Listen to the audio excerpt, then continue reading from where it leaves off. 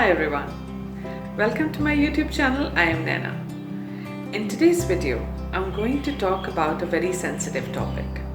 Today I'm talking about resignation when you transit from one job to another. So stay tuned.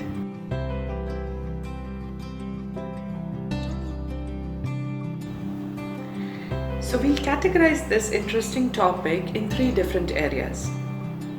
We'll talk about the questions that generally people have on their mind regarding resignation. We'll talk about the don'ts, and we'll also talk what you must do in order to have a smooth transition into your new workplace. So let's begin with the questions first of all. Generally, people ask me different questions when it comes to resignation. Their question begins with, do we really need to put a written resignation? The answer to this question is yes, but it's not that simple. You cannot just write an email or create a document and just throw it in front of your boss. Giving a resignation has to be in a very humble and kind manner because your boss is not expecting you to leave. Just try to step into another person's shoe and understand that your boss might have a project coming up. He has counted you in for the team. Or he doesn't expect you to leave immediately out of the blue. He might have plans to work on, or he needs to work on your replacement. He needs to do the budgeting. He needs to work on approvals. You leaving is an additional work for your boss. So the good way to resign is meet your boss in person. Explain it to them that you've got another offer and you are looking forward to it because you have more chances of professional development, or whatever the positive reasons are you could mention to your boss. Then you can send either an email or a signed document in PDF. Written resignation is very important because the email or a resignation paper is a proof that you are officially on a notice period. That paper goes to finance team to process your end of service calculations, also to the superiors for approvals of a replacement. So it's a very good idea to do a written resignation, but followed by an in-person meeting. Now comes the second question that people generally ask me. Do they have to tell everybody that where they are joining? The answer to this question is no. You are never legally obligated or even obligated to tell anybody where you are joining. Also, you don't know how your new assignment would turn out. You need not to elaborate to your colleagues or tell them that I'm joining this place, I'm so looking forward to it. Don't show your excitement. It would have a negative impression about you because the people who are working, they still work and their salary comes from the same organization which it used to be for you as well. So don't look down upon them or don't make them feel inferior or failed in their job searches, which they might have also tried.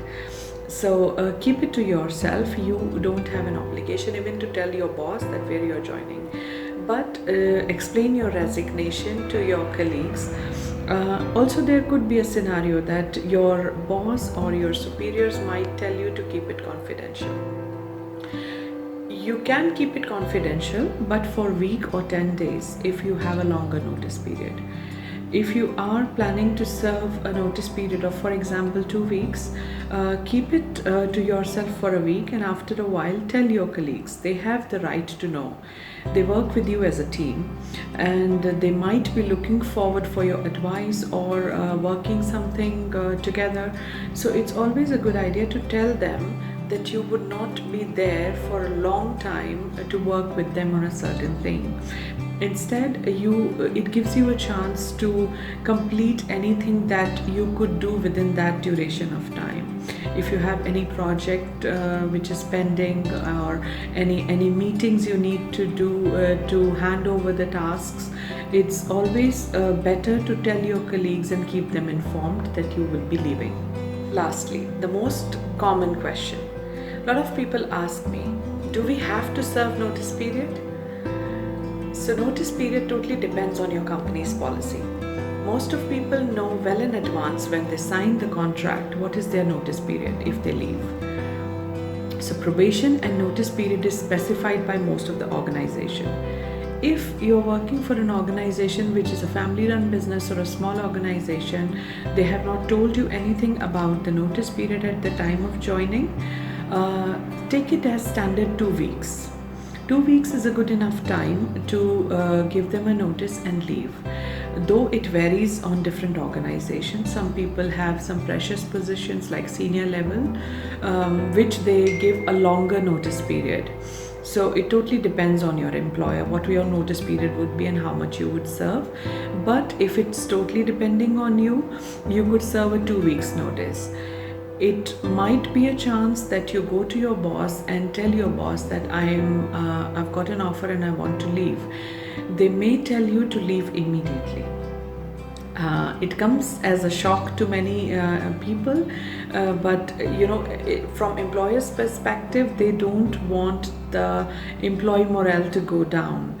When other people get to know that you've got a job and you're leaving, maybe it's a better organization than this one, they also tend to get motivated to look for a job. So most employers don't want that, or they don't want the negativity to spread around. They would tell you leave immediately, and we would inform your colleagues about your handover, or we will tell them ourselves about your leaving.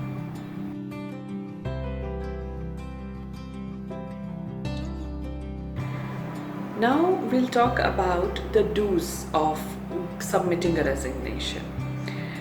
You are in a transition phase from one workplace to another, but you would carry forward your experience and whatever you have learned in this organization to the next one. Let's talk about what you should do after putting your papers.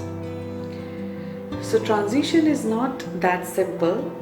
Some employers, when they have your resignation, they do your exit interview then and there. Or some employer want you to serve the notice period and your exit interview is scheduled at the end of the notice period. If you're having an immediate exit and you have to give a feedback about certain things, the biggest thing that you must keep in mind is not pointing fingers on anybody. Do not take names. Instead, put it on the process or put it on the department.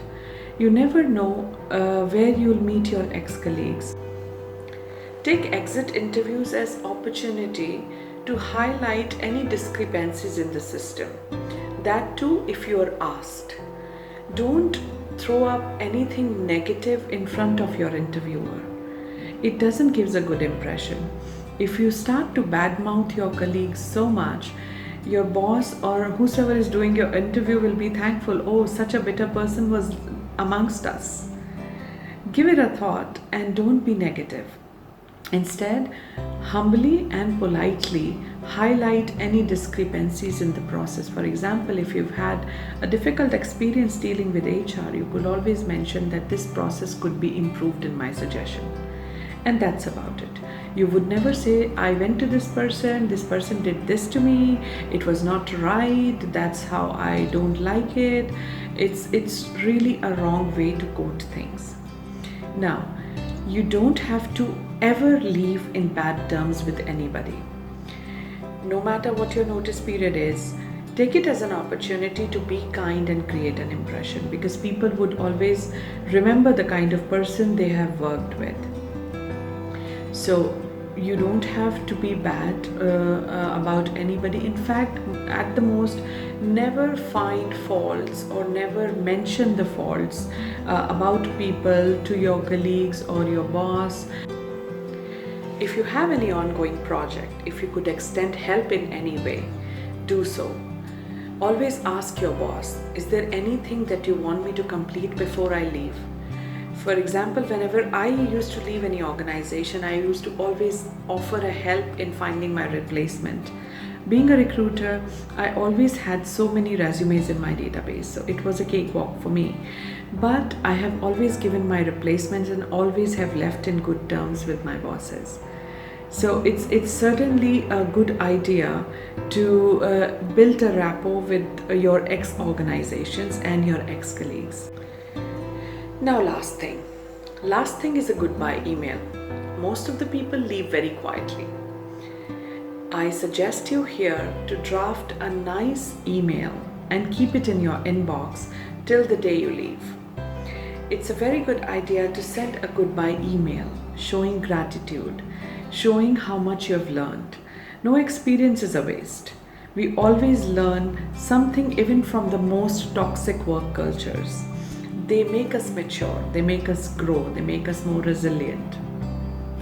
So it's always nice to send a thank you email to all the people you have worked with. It could be your colleagues, your department, your boss. Draft a single email or draft 2 or 3 emails for certain groups of people to say goodbye.